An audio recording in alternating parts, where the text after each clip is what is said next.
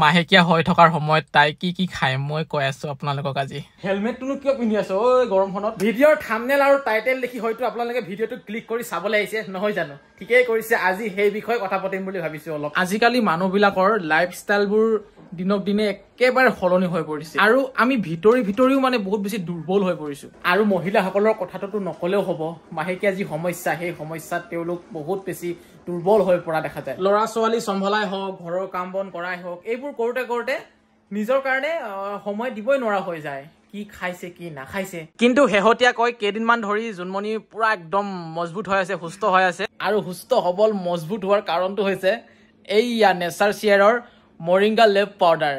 বহুত বঢ়িয়া বস্তু এইটো। বহুত দিনৰ পৰা মানে আমি এই বস্তুটো ব্যৱহাৰ কৰি আহিছোঁ। বিশেষকৈ জোনমণিয়ে প্ৰায় মানে খায়েই এইটো বস্তু। সজিনা পাত আমাৰ শৰীৰৰ কাৰণে কিমান ভাল আপোনালোকে জানি।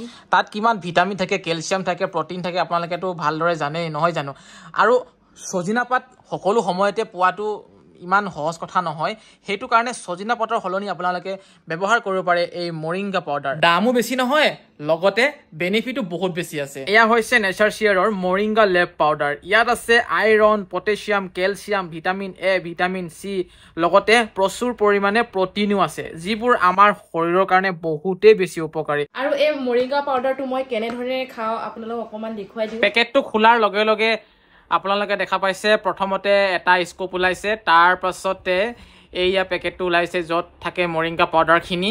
তাৰপাছত দুখনমান কাগজো ওলাই, ইয়াত চাৰ্টিফিকেট আছে। আৰম্ভণিতে এটা বাতিত অকণমান আটা লৈ লৈছোঁ, পৰিমাণ অনুসৰি অলপ নিমখ দিছোঁ। তাৰপাছত এইখিনি হৈছে মৰিংগা পাউডাৰ, 1 চামুচ এনেকৈ ধুনীয়াকৈ মিহলাই দিম বঢ়িয়াকৈ।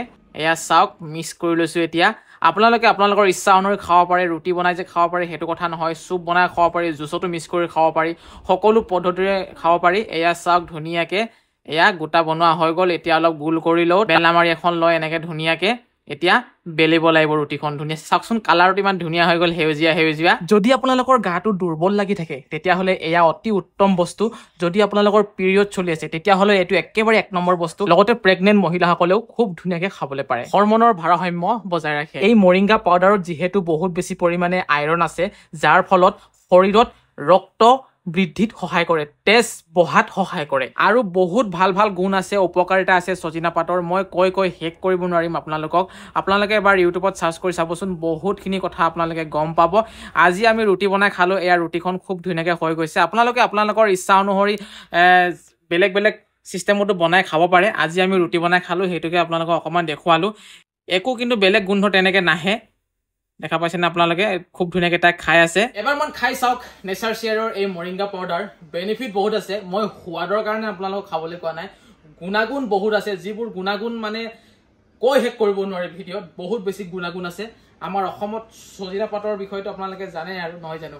এতিয়া এই বস্তুটো অৰ্ডাৰ কৰিবলৈ হ'লে লিংক আছে ডেছক্ৰিপশ্যনত, তাত গৈ আপোনালোকে ক্লিক কৰি ধুনীয়াকৈ অৰ্ডাৰ কৰিব পাৰে এমেজন, ফ্লিপকাৰ্ট এইবোৰৰ পৰা।